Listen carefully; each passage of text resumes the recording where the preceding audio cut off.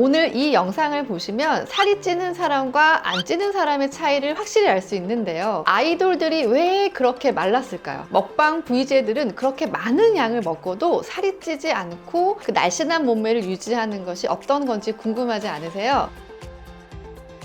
오늘도 구독과 좋아요, 알림 설정 부탁드립니다. 마른 사람들이 살이 찌는 게 더 어렵다고 얘기하는 거 들어보신 적 있을 거예요. 저희 환자들 중에서도 원장님 살이 너무 찌고 싶어요, 살 좀 찌워주세요 라고 오시는 분도 종종 있으시거든요. 그렇다면 마른 사람들은 과연 타고난 체질 때문에 살이 안 찌는 걸까요? 예를 들어서 똑같은 대사량을 가진 사람들이 똑같은 칼로리를 먹었다고 가정을 했을 때요, 체중도 똑같이 늘어날까요? 실제로 해외에서 일란성 쌍둥이를 대상으로 이러한 실험을 했었는데 결론부터 말씀드리자면 똑같이 먹어도 체중이 똑같이 늘진 않았습니다. 일란성 쌍둥이는 타고난 체질이나 타고난 대사량이 거의 비슷할 거예요. 근데 이러한 결론의 차이는 결국 타고난 체질의 영향도 있지만 더 중요한 건 생활 습관이나 식습관이 더 중요하다는 의미일 수 있습니다. 실제로 마른 사람들은요, 살이 찌고 싶어서 스트레스를 받으세요. 안 쪄서, 살이 안 쪄서. 그런데 사실 이런 얘기들은 다이어트를 힘들게 하는 사람들 입장에서는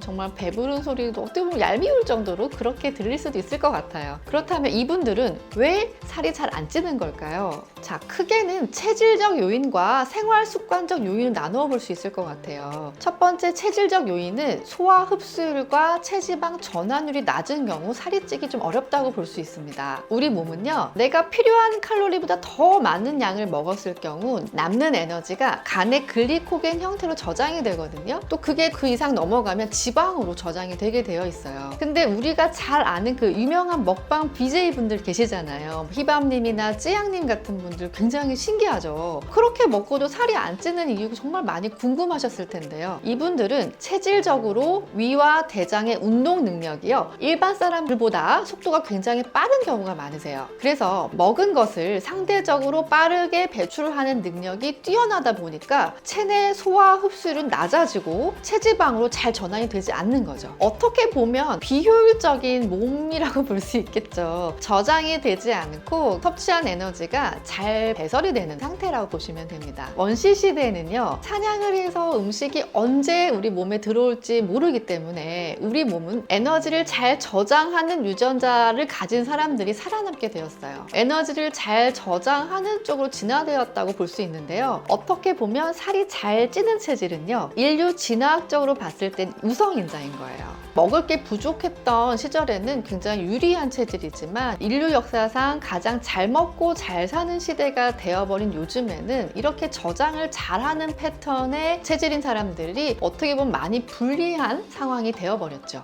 이렇게 소화 흡수율에 개인차가 생기는 큰 이유 중에 하나는요, 개개인의 장내 미생물의 종류라든지 숫자가 다 다르기 때문에 그래요. 우리 장에는 100조가 넘는 미생물이 살고 있어요. 근데 이 장내 미생물의 균형이 다 다르기 때문에 똑같은 음식을 먹어도 소화하거나 흡수하는 패턴이나 속도가 다 다르게 나타납니다. 예를 들면요, 유당불내증이라고 많이 들어보셨을 거예요. 우유 드시면 왜 설사하고 배 아프고 이러신 분들 있으시잖아요. 이 락티아제라고 하는 효소, 우유 속의 젖당을 분해한 효소거든요. 그게 결핍되는 경우 이렇게 유당불내증이 생기는데요. 반면에 우유를 먹어도 뭐 설사하거나 이런 게 없이 괜찮으신 분들은 락티아제가 충분히 장에 존재를 하기 때문에 괜찮으신 거겠죠. 이렇게 장내 세균들이나 종류의 숫자는 사람마다 다 다릅니다. 그래서 희밤님이나 찌양님처럼 마른 사람인데도 많은 양의 음식을 드실 수 있는 건 일단 위가 늘어나는 정도가요, 일반 사람보다 달라요. 용적이 좀 더 크고 잘 늘어나기 때문인데요. 그럼에도 이분들이 유독 많이 드셨는데도 살이 잘 찌지 않는 이유는요, 소화 흡수를 도와주는 위와 대장의 운동 속도가 빠르기 때문에 적은 양만 흡수를 하고 나머지는 다 배출이 되기 때문에 그렇다는 거죠.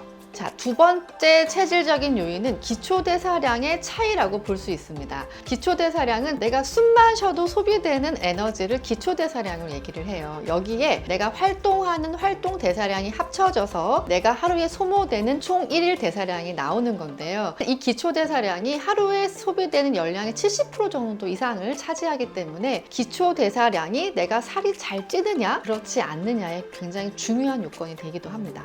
어떤 사람들은요, 음식이 체내에 들어오면 그거를 열량으로 잘 소모를 시켜요. 그렇지 않은 사람들은 지방으로 잘 저장되는 패턴이 되는 거겠죠. 그런데 이렇게 기초대사량이 높은 사람이 있고 낮은 사람이 있는데 활동대사량까지 훨씬 높은 경우 소모되는 에너지가 높기 때문에 당연히 살이 찌지 않는 체질이 되는 거겠죠. 이렇게 소화 흡수율이나 타고난 기초대사량을 살이 안 찌는 체질을 타고나신 분들은 이 두 가지가 해당이 된다고 보시면 됩니다. 그러나 기초대사량도 후천적으로 좀 늘릴 수 있는 방법이 있고요. 제일 중요한 거는 생활 습관적 요인은 후천적으로 바꿀 수 있는 부분이 많거든요. 유전적이나 타고난 체질의 영향이 보통 소화 흡수율이라든지 타고난 기초대사량이 높다든지 이런 분들은 사실 체질적으로 살이 잘 안 찌는 체질을 타고난 거예요. 내가 체질이 이렇게 타고나지 않았다면 저희는 어떤 노력을 할 수 있을까요? 우선은 기초대사량도 어느 정도 노력에 의해서 조금 늘어날 수 있습니다. 이거는 제가 예전 영상에서 준비해 놓은 게 있어요. 자세하게 꼭 참고해 주시면 좋을 것 같고요. 또 중요한 거는 생활 습관적 요인이에요. 이건 얼마든지 바꿀 수 있는 부분이거든요. 후천적으로 내가 먹는 습관이나 생활 습관을 바꿈으로써 조금 살이 안 찌는 체질로 바꿀 수가 있습니다. 세 번째, 생활 습관적 요인이 내가 살이 잘 찌거나 찌지 않는 몸이 되는 겁니다. 먹는 식습관과 생활 습관의 차이가 사실은 저희가 노력할 수 있는 부분이기 때문에 이 부분 사실 제일 중요하다 볼 수 있겠죠.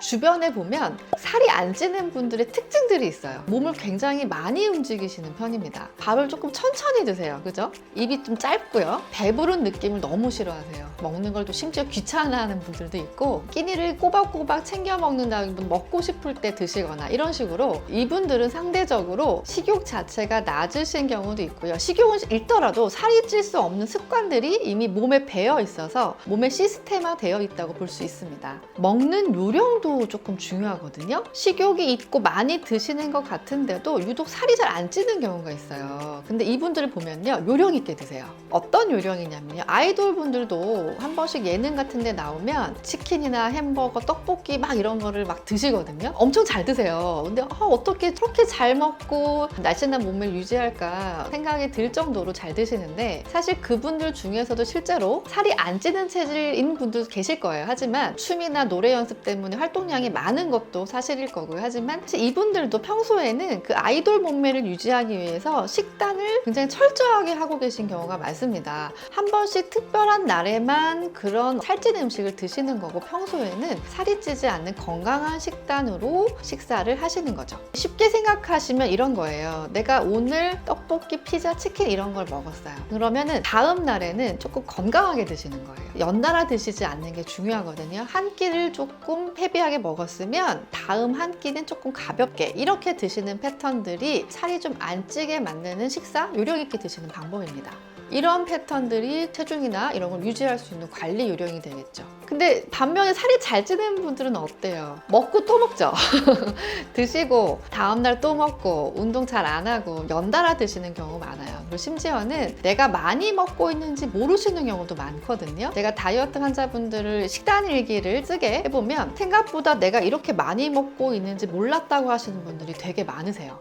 지금까지 살이 잘 안 찌는 사람들의 특징에 대해서 좀 살펴봤는데요. 그렇다면 살이 잘 찌는 사람들도 살이 안 찌는 방법은 없을까요?